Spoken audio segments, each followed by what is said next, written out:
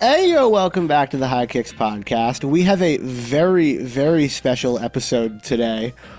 We are joined by David Gerson. You guys may know him as at Refs Need Love Too. The man gives the best descriptions of any kind of officiating I have seen on the internet. And I just want to say, welcome to the show, David. Oh, I'm so thrilled to be here. Yeah, absolutely a pleasure. Thank you for having me. Finger your guns. Just have to do that. Sorry.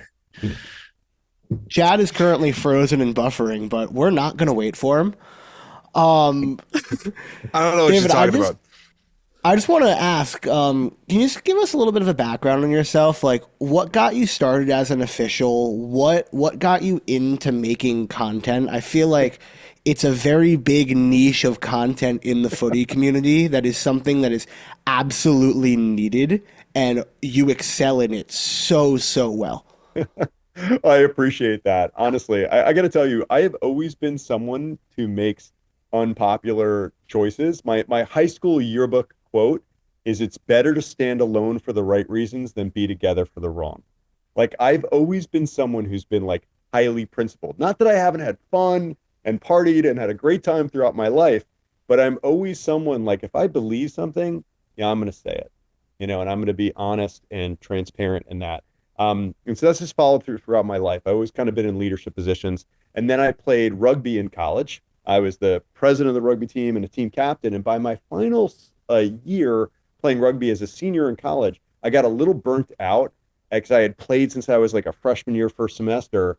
And I decided to start refereeing some games because I was doing it through scrimmages when I was injured or had bad stitches or something like that, got messed up.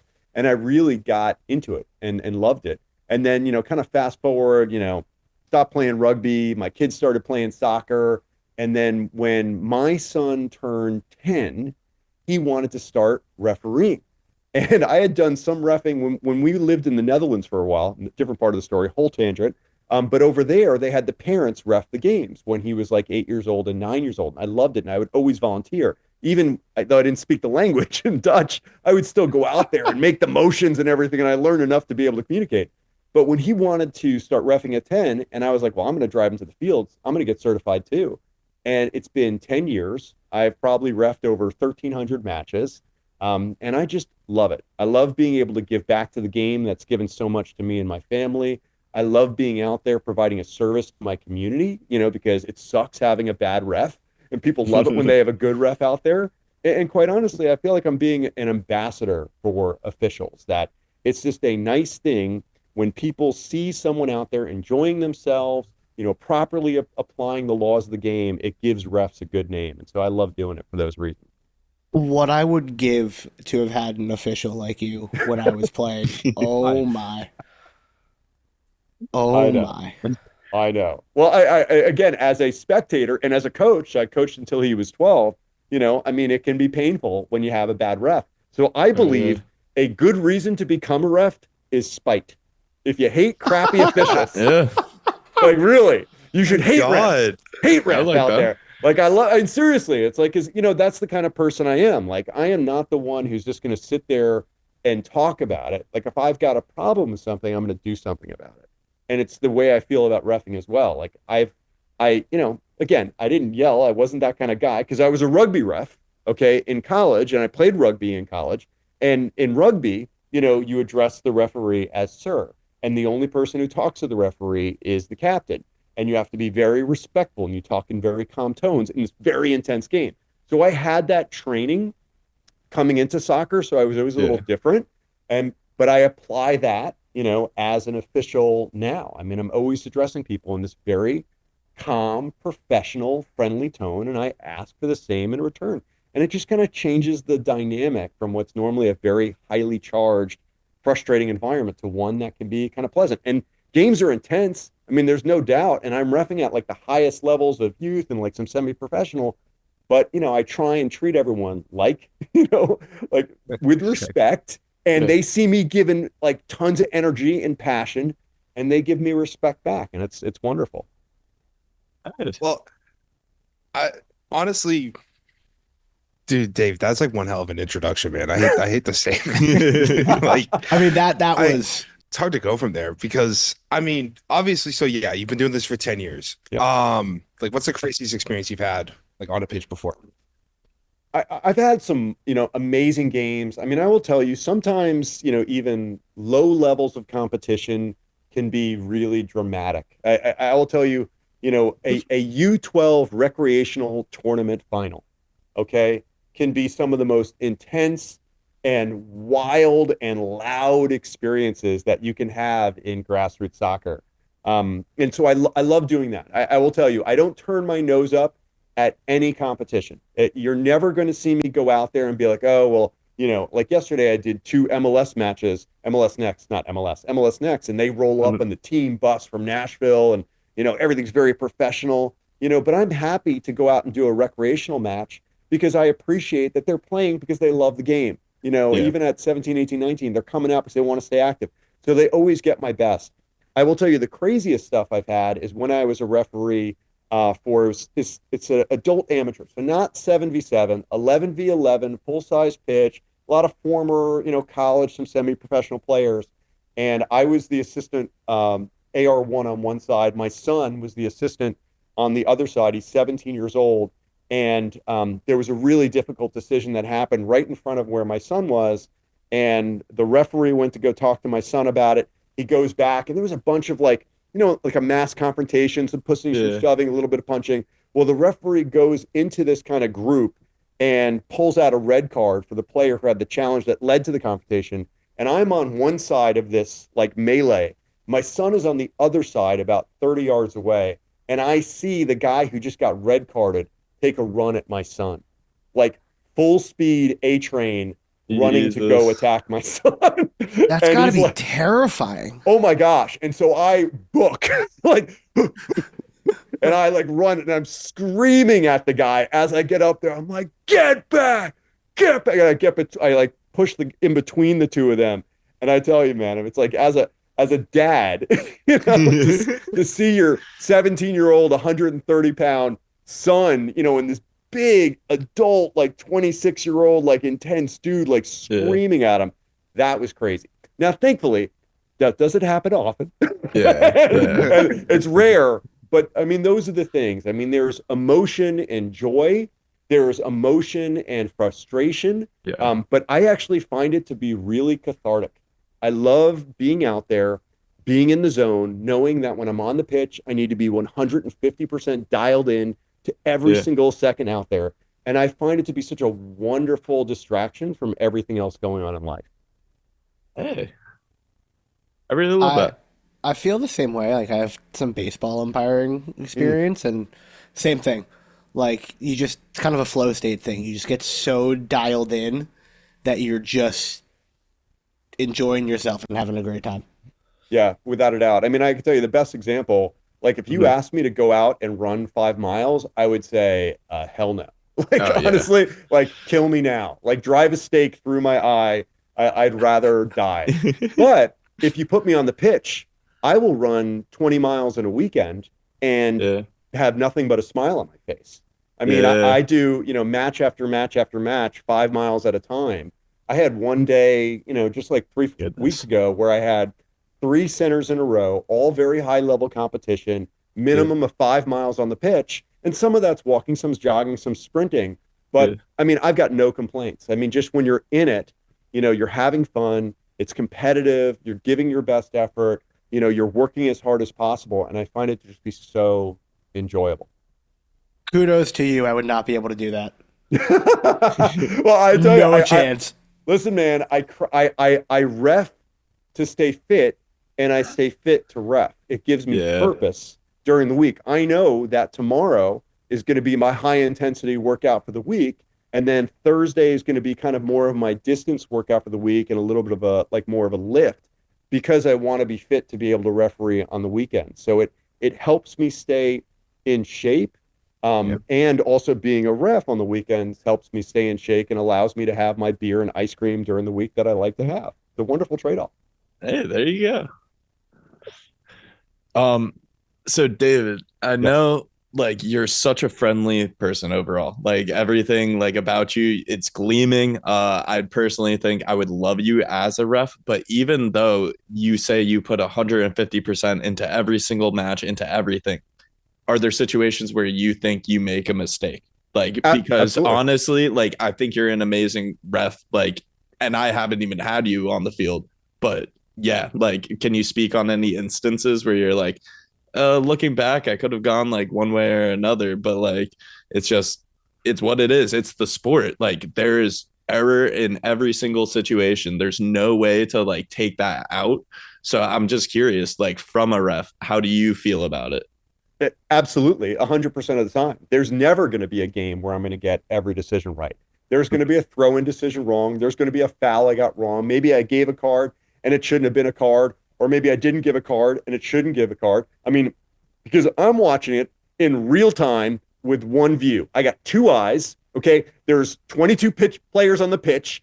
I'm covering a massive distance, right? So we're talking, a pitch again that's about potentially 60, 70 yards wide, 100, 110 yards long. There's one of me, right? And everyone's like, oh, the AR should have seen it. No, they're watching the offside line. Like they've got other stuff to be worrying about than the fouls. And I've got one split second to make a decision from one perspective on the field. And I think that's what people don't understand. It's like these are human beings moving at very, very fast speeds. There are lots of things to consider. And yes, I'm going to make a mistake. And again, even the professionals, and I know you guys are, big Premier League fans, even these people whose full-time job it is to be a professional referee, and they've got professional referee assistants, and they have a fourth official who's also watching that match, they are still going to make mistakes. And they even have video assistant referees and an assistant video assistant referee, and they're still going to make a mistake because it's not freaking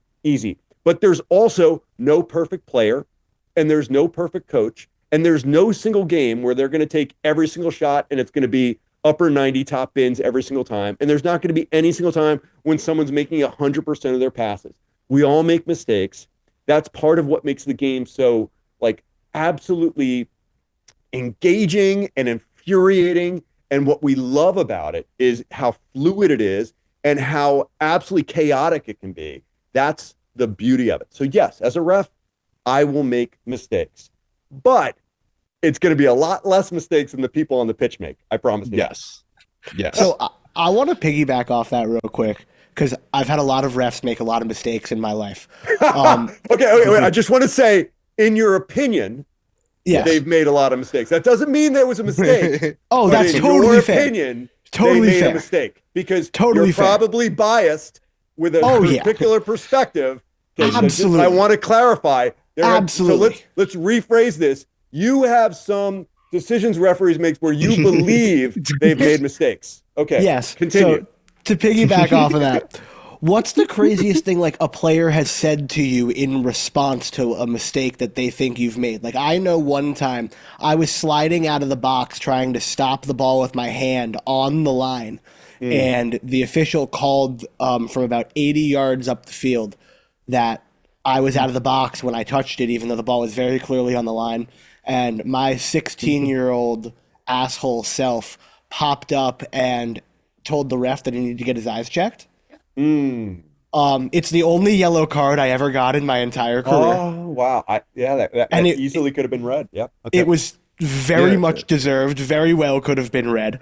But have you had something like that happen to you? Oh, I had a kid yesterday. I mean, I say kid. He's Literally yesterday. I know it was Saturday. Sorry. So today's Monday. Yeah. So Saturday, there was a throw-in decision he didn't like, and out loud. Now I think he kind of said this towards my assistant referee. It could have been a red card. Am I allowed to cuss on this podcast? Oh, absolutely. Yeah. Okay. Yeah. And Encouraged. So he pretty much like, I don't know, yell might be a lot, but he's upset and agitated and goes, "Are you fucking kidding me?" Like out loud. He's a 15-year-old kid, dude. He's like literally a child who's like a freshman in high school, yelling that, kind of towards an official. And again, if he would have said, "You're a fucking joke," okay, that would be a red card. Oh, but yeah. just an exasperation out loud, like as he's walking away, "Are you fucking kidding me?" would go in the yellow card. In high school, it would be a straight red, but in club, we give a little bit more latitude. But I mean, Yeah. I think it's normal. And I think one of the things that referees, especially at the grassroots, have to get accustomed to is appreciating what I call atmosphere or outbursts of emotion. That Yeah. when someone is upset, they're not attacking you as a person.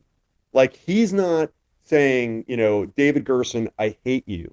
He's Yeah. saying, David Gerson, I disagree with your opinion on that call. And I so disagree with your opinion. I'm angry about it, and I'm taking it out on you. yeah, and I'm voicing that frustration. And I Yeah. think we have to understand that that is part of being a referee, that we pass judgment and we're going to make calls. And every time we make a call, 50% of the people are going to like it and Yeah. 50% of the people are going to hate it. And I got to tell you, man, like I live in Atlanta. You go to an Atlanta United game and I'm Mhm. watching the play and there could be the most obvious foul ever Yeah. that an Atlanta United player commits. And the entire when the ref calls and blows the whistle, shows a card, everyone's like, oh, like screaming. It's because we watch the game and we through these very biased lenses, and Yeah. people react emotionally to it. And to be a referee, you have to be able to learn the difference between, what is atmosphere, just sounds that people make, what is an outburst of emotion, what is clearly dissent, okay, meaning they're trying to attack my credibility and I need to address it. And then where does it cross the line into what we call often a bus, which is offensive, insulting, and abusive language and requires a red card. And that Yeah. takes a long time to develop. But yes, people making outbursts like that is pretty much every week of my life. That's fair. I would not be able to. I got a short temper. That would. Brian, I'm sorry. I've been holding in the entire time. You told the ref to get his eyes checked, and it's just, I'm aware. I'm aware. I'm aware. I'm aware. I've had to hold myself back from asking refs if they've got their stripes from Foot Locker. That's a good one. I That's a good one. that one I don't think would go over well. Do you have a favorite Well, insult? this is true. Now, I wasn't reffing this match. I was watching my son play. So this wasn't said out loud. And I don't think I would have thrown this parent off. I just think it's funny. He said, I've seen a better yellow in a box of crayons. And I thought that shit was really pretty. It's like, I like that. I thought that was really good. I mean, people say the most disgusting, offensive things as well. I mean, I've got literally, I started taking notes when I would watch my son play high school. I would just or club matches, I would just literally take out my phone and jot down what people would say.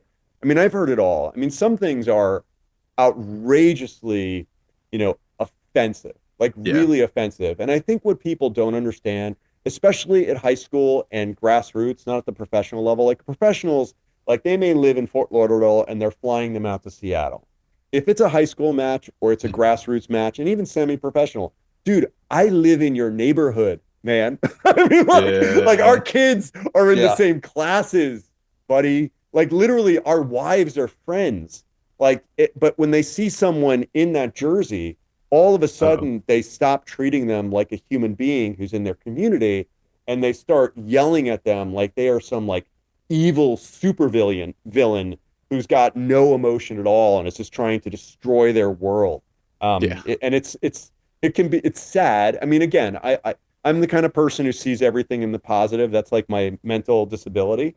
So I try and just laugh it off, but it can be really upsetting. And the number one reason why we lose referees and we lose 80% of our soccer referees within 3 years is due to spectator abuse. So again, it's, I've lived with it long enough, and also I don't deal with it. I address it. I've definitely thrown out parents. I've definitely thrown out coaches. I've definitely sent kids off. But it's the number one thing that is the reason why officiating is pretty bad, is because we have such outrageously high turnover, and the number one reason is spectator abuse. Throwing out a coach is one of the greatest experiences I've ever had in my entire life. I've done it once in a third grade baseball game. Love it. And it's great. It's great. It is a good feeling. I'm not gonna lie. They deserve it. It's a good thing. It's a good. Oh yeah, especially. I mean, you're helping the game when you do it. you're helping the game. Again, a lot of the coaching I give to referees is, what you permit is what you accept. And Yeah. so if you don't address it, well, essentially you're just stoking that fire. You're showing that coach that what they're doing is acceptable, and they're going to grow and grow, and that fire is going to continue to burn, and it's just going to get worse and worse. So the reason why I address it and I take it so seriously is I'm paying it forward to the next official. I want that coach to know that that's unacceptable. I'm writing a report. They're going to get in trouble with the league for it, and I want to make sure that they're not doing it to the next official. Yeah. That's why I do it. I like that. I like that. I like that a lot. So this is a question. I did an episode for my friend Kyle's podcast, talking about officiating a while back, and we went into some questions about like the issues that have happened recently, like happened with Arsenal and some other clubs where the ball, no one was sure if it was out of bounds or not because it was in the air. And my simple solution was just put the goal line technology in the corner flag so we just know when the ball is in or out. And I just want to know if you A, think that is feasible, and B, think that's something that could be done.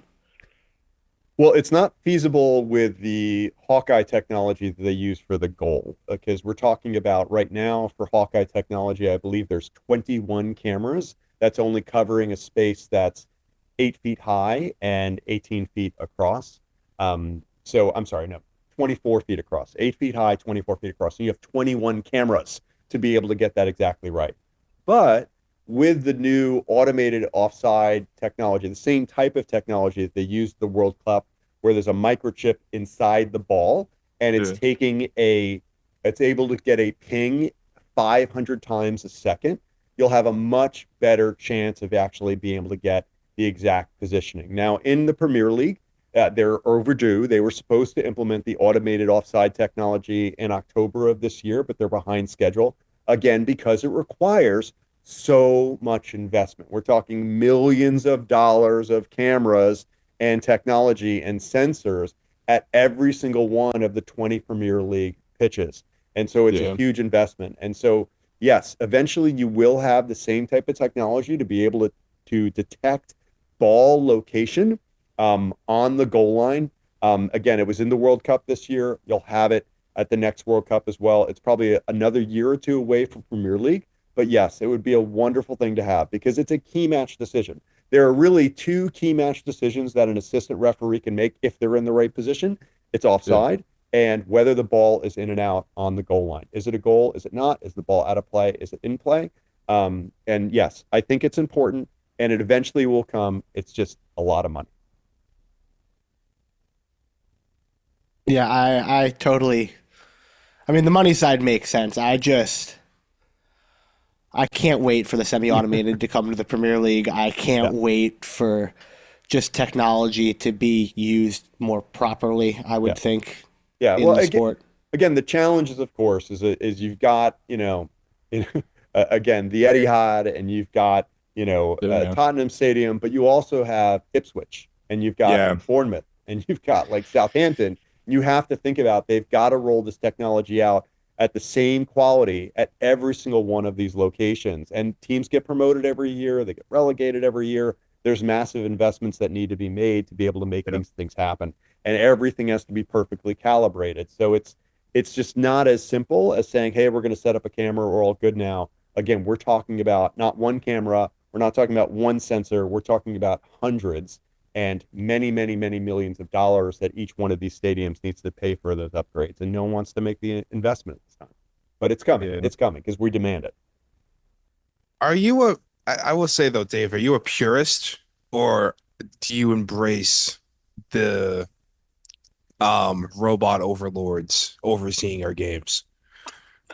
Hey, listen, it's a great question. I think that there's something beautiful about the fact that a referee makes a call in the moment on the pitch, because we have all seen, and this is not robotic, but I believe that there have been over the last couple of years with VAR, there have been what I call VAR red cards, where on the pitch, the referee who was in perfect position and saw the challenge live was like, nah, there's not enough in it. It's a yellow card or it's no card at all. And then you go to red card, and we're looking at things in this, 60 frames a second world from 20 different angles. And you're like, oh my gosh, he could have broken his shin. And then it becomes a red card. Like, that's a problem, because what we're looking for, is, the referee who's in the moment, who's feeling what does the game need at that moment, right? Yeah. And sometimes, like, there's a challenge, like that's a red card challenge. Just all the things going on, it was retaliatory, foot was crazy high, pace was really high, all those things. Okay, it's a red card. But there are other times where sometimes there's contact that might be high, where the force was medium, there wasn't much in it at all. He was kind of pulling out. But man, if you do one frame stop motion really slow, it's going to look awful. And so, yeah, I think that's a problem. And they've tried to improve it this year. They've told referees that you can only slow things down to be able to see contact point. But when you're looking at the play, it needs to be in full speed. But I got to tell you, watching some of the reviews they've done, it looks like they're still going in this super slow-mo, which makes everything look awful. Okay, so I think that's a problem. It should be, honestly, it's like, I feel like they should, if they're bringing them to the monitor, show it to them like 3 times in full speed. If they don't want to change their decision to full speed, that's it. They stick with what's on the field. Enough of this slow-mo crazy crap, because you're like literally splitting hairs, and I don't think that's how the game should be played. On the flip side, offside, okay, that should be to the millimeter, because the law is written as it is written. And if we say it's any part of the play that you can play the ball with is beyond the second to last opponent or beyond the ball, depending on the situation, closer to the goal line, yes, it should be to the millimeter. Because if you don't do that, then what you're going to have happen is what happens right now, where everyone, goes on to the shows after the game, and they all talk about what a horrible decision. Look at this. Yeah. He was a foot onside, or he was 6 inches offside, or whatever it is. We need to be precise. And so I think in those situations, precise and the robot overlords, I'd take them every time. I feel like that really speaks on like the Lewandowski offsides that just happened. Like that wasn't even his foot. Yeah, exactly. Like that's what I mean. Like at that point, break it down. By the way, not a Barca fan, but that wasn't his foot. Yeah. Listen, it could be his butt cheek, it could be his penis. I don't know. Whatever it is, if it's beyond the second to last part, the law is. When I say it wasn't his foot, yeah, it was the defender's foot from what it looked like. And they were. I don't know. That one was. It was, unless he has size 18 feet. Hey, he could. You never know. You never know. But I will just say this again, for all that we lament about VAR, it has made decisions better. I mean, VAR is like, and they've done the statistics, when VAR comes involved, 80-85% of the time, they are helping to make the right decision. There's still going to be something that's subjective or something that's missed. I mean, again, I'll just remind you, there's 22 players on the pitch. There's a lot of stuff that's happening. And we're also telling the VAR, don't slow the game down.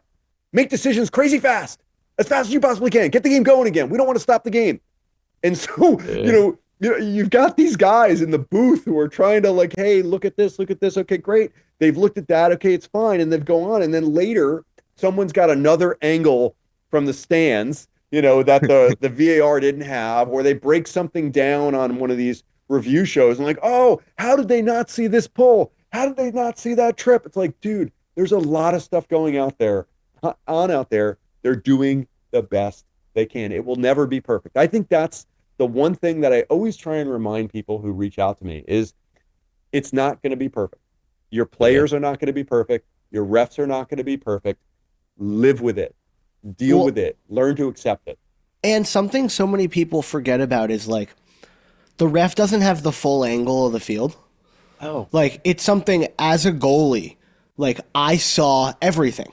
I saw everything from behind. Oh, I dude. could see what was going on. I could see people getting chippy when the ref wasn't looking. And like, I understand that the ref can't see everything. Okay, wait, stop 1 second. Okay, Brian. Yes. You yelled at a referee that he should get his eyes checked or where he got his glasses from because he was like too far away.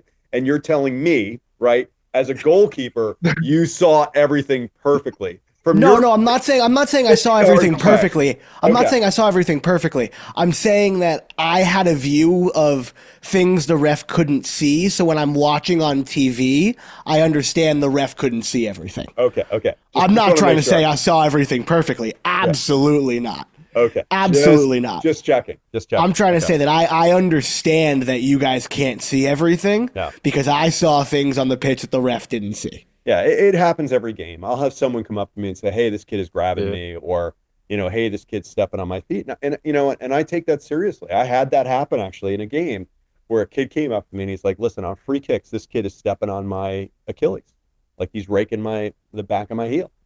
And I'm like, "Dude, I'll watch for it." And what do you know? The next kick, I see this kid like stepping onto the back of this kid's like heel, and I immediately blew the whistle. I carded him. I mean, it wasn't like egregious coming in with a 2-footed challenge, but it's ridiculous. I mean, it's Oh, yeah. uncalled for, like stupid behavior. You don't So go after an Achilles. it's like, well, I mean, it's just absurd. And so I just told him, "You're being stupid. Please stop. Here's your card." Yeah. But I admit to that. Like, I can't see everything. And someone's going to say, "Hey, did you see him tripping?" I'm like, "No, man, I didn't. I'm so sorry. I will definitely look for it. If I see it, I'll call it." And I Yeah. think that's one thing as a referee, and players appreciate too. If you're humble out there and you admit that I'm not going to see everything, and you admit that maybe I made a mistake, players are like, "Okay, I can deal with that." What That's players all it hate, takes. I'm telling you, a little bit of being contrite and humble is goes so far. I think some referees feel like, "No, I need to be authoritative out there. You will respect my authority." And like they want to be like a tough guy out on the pitch, and they have this like very intense, like, "No, oh, I didn't, don't talk to me." Like, dude, Yeah. everyone's gonna hate you. I had a wonderful like life coach say to me one time, if you try to be unfallible, everyone will try to fail you. If you admit to being fallible, people will do everything they can to help you. And that's really what I try and do. Is I try and do like jujitsu out there as a referee. Is I'm like, they're coming at me and they're angry and upset, and I'm like, "I'm sorry, you're upset. Help me understand why you're upset." Okay, great. Yeah. I'll look for it. And I think if you can do that, and I think the best referees out there do that really, really well. I mean, there are a couple that I love that just really are like, "Hey, all right, okay, help me understand." And I think that's what the modern referee is starting to become more of. Again, the Pierluigi Collinas of the world. It was like all about them and their attitude out there, and they were in control. And now it's more like, "Hey, the players are the star of the show. We want to try and be more humble. And try and just take it easy, get everyone to chill." I mean, there's definitely a movement. We don't want referees to be abused. I don't want referees to be crowded. We'd love to be able to have Yeah. a conversation with the captain. No one should have to be, surrounded like that and potentially be assaulted. And I know you're like, that doesn't happen in the Premier League, but that stuff carries over to grassroots and semi-pro and recreation. And if you show that it's okay to surround a referee or bump a referee, the next thing that's going to happen is they're going to punch a referee, they're going to assault a referee. So it's really important that we all, chill out, take it Yeah. down a notch, turn down the volume a little bit, and it helps a great deal. So I got like two more questions. I don't know about these guys, but one thing that I want to ask, because I've seen this come up. I know the MLS, I think, has toyed around with this, and I think the NFL does it perfectly. But do you think officials should announce VAR decisions? Do you think that fans watching at home and in the stadium should actually hear the reasoning behind the decisions? It's a great question. So this year they have started announcing VAR decisions, but they don't do it in a way that the average fan can understand. They leave out considerations for the foul that's called. So today, if you watch a Premier League match, they are coming to the pitch, especially in the MLS and other major leagues around the world, and they're saying, the original decision was a yellow card for a reckless challenge. After a video review, the new decision is a red card for serious foul play. And so they're announcing technically what has happened. It originally was ruled a goal and has been ruled out due to offside. But they don't say, why it was offside. What happened? Did they interfere with the defender? Did we see that, the the ball, they were past the second to last defender, and they received the pass? Did they interfere with the line of sight of the goalkeeper, on that serious foul play? Was it, they connected with studs, high above the ankle with a high degree of force? It's like they don't explain it in a way that the average fan could possibly understand the considerations that we as referees have in our head and know why one challenge would be a yellow card and a reckless challenge, and one challenge would be a red card and serious foul play. And I wish that all of the broadcast teams had a referee on standby that they could just patch in, like a Christina Uncle, who I absolutely adore, wonderful person, that can just explain, here's what happened here. Here's why this has moved from this decision to this decision or wasn't upgraded because of these things. It would just be so helpful to be able to spread the understanding of the laws of the game for the average fan. 'Cause I think a lot of people think that we're just making it up. That it's just literally, honestly. Oh yeah. Well, he doesn't like Arsenal, or he doesn't like Tottenham, or he doesn't like United. He's trying to help City win. It's like, no, dude, we really don't care. Okay, maybe David Coote cares. But aside from David Coote, aside from David Coote, I don't care. That's what I wanted to ask about. Honestly, I don't care who wins or loses. I just don't want to fuck up. How about that? Yeah. So I'm seriously, I don't want to make a mistake. I mean, I'm trying so hard to stay engaged and look at everything and be consistent in all my calls. Literally, that's the only thing I care about. I want the game to be won by the players on the field, and I want it to be a fair contest and a safe contest. Every referee feels like that. We don't care who wins or loses that game. If the team who plays better on the day and maybe they only get one shot on goal and it goes in, and that's why they win, it's because they had that shot that went in, not because I made some call that was a mistake. That's all we care about as refs. That's it. Trust me. We don't care who wins or loses. Ever. Everyone always thinks we does. Like, I really don't care, man. I just want to get out of here and have no one talking about me after the game. That's it.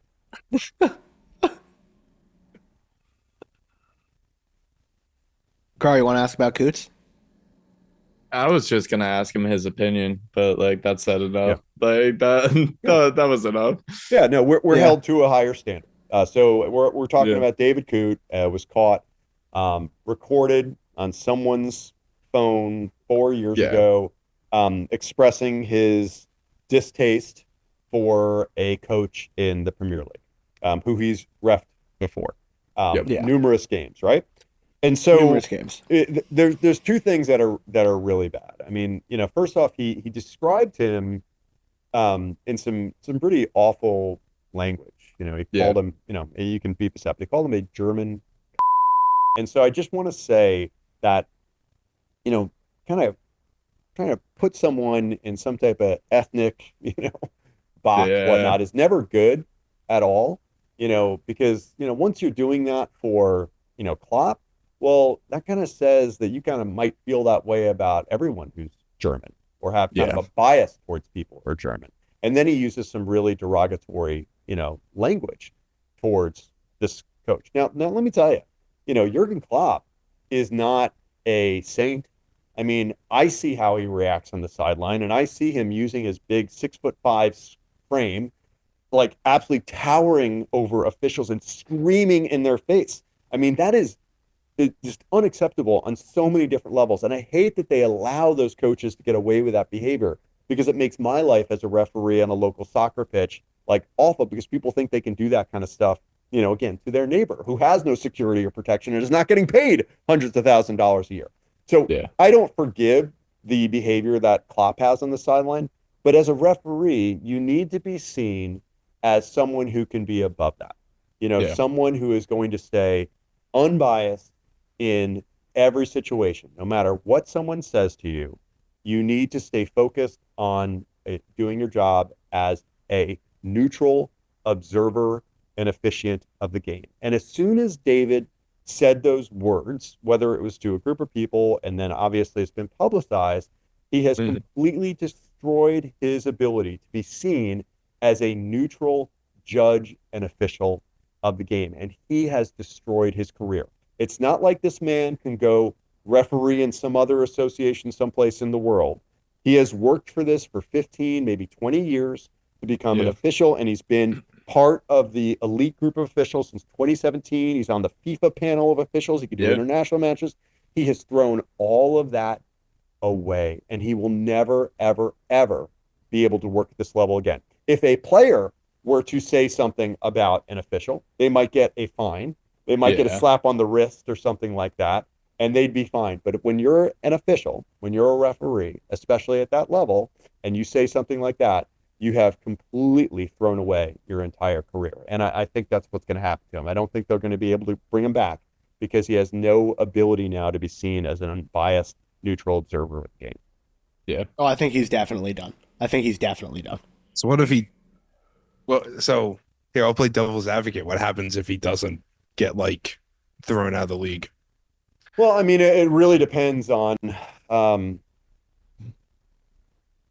potentially Jurgen Klopp or Liverpool, if they want to back him up and say, hey, listen, we've all said things we regret.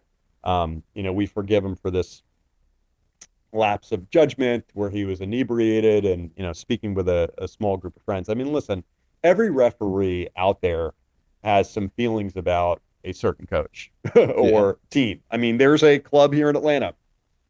When we referees get together, we all talk about, oh my gosh, you reffed one of their games last weekend. Well, because it's ridiculous. I mean, the player behavior, the coach behavior, the spectator behavior.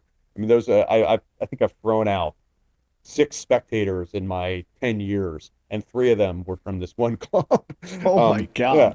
I mean, but I still, even though like I know that club has got some culture issues, I have still never, ever spoken in a personal derogatory manner about an individual at the club. And I would, I wouldn't. I mean, it's just not okay. Like, I know that, my ability to be a referee and also to be seen as a good, personal ambassador of my own brand means I can't talk like that. And he should know that. Every referee should know that.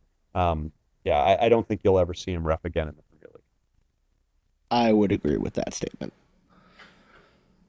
So before we get out of here, I want to kind of circle this back to just you as an official and your mentorship and kind of everything you do to help people kind of get into the field of officiating. But what's the biggest piece of advice you would give somebody who's trying to make it, who's trying to become an official? Yeah, I just tell them to dive in with 2 feet. I mean, it's just like, everything else that's out there. The first time you rode a bike, or, the first time you kissed, a girl or a boy, whatever, whatever your thing is, it's not going to be great. It's going to be a learning experience. And it's very, easy. All these people who, spectate, or coach or have played, whatnot, they think it's so easy to be a referee, and then you get out there and you're the one with the whistle, and all of a sudden everything looks completely different. And you're like, what do I do? Where do I go? Is that a foul? Is it not a foul? What should I say? I don't know. It just takes time. It takes repetitions. And I really do encourage people, if you love the game, consider giving back to the game as a referee. It will change how you see the game. You will appreciate the game at a much deeper level. You'll be able to be a better fan and understanding why some calls are made and why some calls aren't made. And honestly, I posted a video today. Like, one of the things I love about being a referee is sometimes I get to see the most exciting plays. I get to see a great goal, a great save, like a last minute banger to win the game. And it's like the coolest thing. And I'm telling you, man, it's the next best thing to being able to be out there on the pitch and playing yourself, is being that referee out there with a perfect view of some of the most exciting stuff and hearing the cheers or, the cries, whatever it is. But I feel like every time I ref, I win, because I'm getting back, what I put into it, my effort. I get to participate in the beautiful game. I get to have fun. I get to have exercise. By the way, I also, earn probably about $5,000 or $6,000 a year just in referee fees. Okay. I mean, that's a new car payment, that's for people. Not bad. I mean, I'm serious. And it's not like I'm reffing every single day that I can. And, so I'm earning extra money. I'm having fun. I'm involved in the game. I'm giving back to the game I love. I'm participating in my community. I'm getting great exercise. I'm outside. It's a wonderful, wonderful thing. So I just encourage people, if you're referee curious, just go do it. Go have fun. Go find some, get certified, start with your U6 and U8, little munchkins out there, and start doing that for a while. And then you'll do your U12 rec and as an assistant referee. And then eventually you'll move your way on up. But I'm telling you, it's a wonderful way to spend a day. You have convinced me to, at some point in my life, try to be an official. As I say, may the laws be with you. May the laws be with you, my friend. I love that shirt. I like my I said own before. design. That's awesome, bro. I just launched it. I just came on my shop. I got all 18 laws on the back of my shirt as well. Yeah, so yes, my new design. Like I said before, I have some experience as a baseball umpire, but I don't love baseball the same way Right. I love footy. Oh yeah, And I can't watch a baseball game. I tell you. I can go to one and I can watch big ones on TV, like in the playoffs. Playoff I'm just there to baseball is drink, different. honestly. Damn. Playoff baseball is different. I agree Yeah. with you on that. Yeah, no, but I will go to a soccer match anytime. I've been into Portugal to games, to England to be games, England, Netherlands I've been to games, obviously here in the US. Canada. I mean, I love going around the world and seeing the beautiful game played. It really is, the true, international language of love. Carl was literally beautiful at game. Benfica Porto last week. Oh, Yeah. it's killer, dude. It's so cool. That's so wonderful. It's such a different experience. Like, Yeah. my God. Yes. No, Well- I love it. Well, David, I just want to give you a huge thanks again for coming on. Really, thank you. Dude, this You is are awesome. you're in the best way possible, kind of the exact kind of bubbly personality I was expecting from your content that I've been watching. And I just want to say, keep it up, because your niche is just something that is needed in the community. We all bicker back and forth on the internet about decisions, and then I see a Refs Need Love Too video, and I'm like, okay, this is the side that I should have been on. And I just want to say thank you for doing what you're doing, and yeah, thanks for coming on. No, my Thank you pleasure, for being man. a good ref. Like, my God. I Hey, think you're a rare breed. Well, the funny thing is, man, not every team thinks I'm a good ref. Generally, if you lose, I mean, listen, I'll be honest. I mean, most games, both sides think I'm a good ref. Certainly the coaches as well, because they're used to having crappy refs. But if you lose 3-0 or something like that, you may still think I'm a crappy ref because your perspective is a bit jaded. But I'm a big believer in, be the change you wish to create. Again, as a former rugby player and understanding that you can have a dynamic that's healthy between the officials and the players. It can be. It doesn't have to be, full of venom and animosity and hatred and frustration. You can have a good relationship. Now, some of that, of course, is on the players, coaches, and the spectators. But there's also stuff that we can do as referees to try and create that good environment as well. It begins with us, and we can be, a positive influence on the game too. So I really, through the Refs Need Love Too channel, which, by the way, you can follow on Instagram and TikTok and on my website and my podcast and, all that good stuff. And people can get merch as well, such as the May the Laws Be With You t-shirt you're seeing right here, or the Have You Been Naughty Christmas sweater on sale now. Yeah, I know. It's a lot of fun.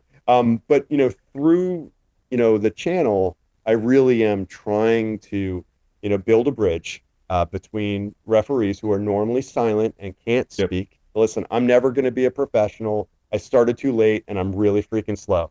So I mean, I don't think I could have ever been a professional like those people you see on TV. But I'm trying to use the channel to build that bridge, kind of build a dialogue, to be a resource. I get 40, 50 messages every single day with people asking me questions about the laws of the game, and try and just, help people understand why we do what we do and be an advocate and try and encourage people to be a referee. It's a wonderful way to give back to the game we love. Thank you, David. Really. Thank you, David. This was fantastic. Thank you for coming on. We'll catch everybody else next week on another episode of the High Kicks Podcast.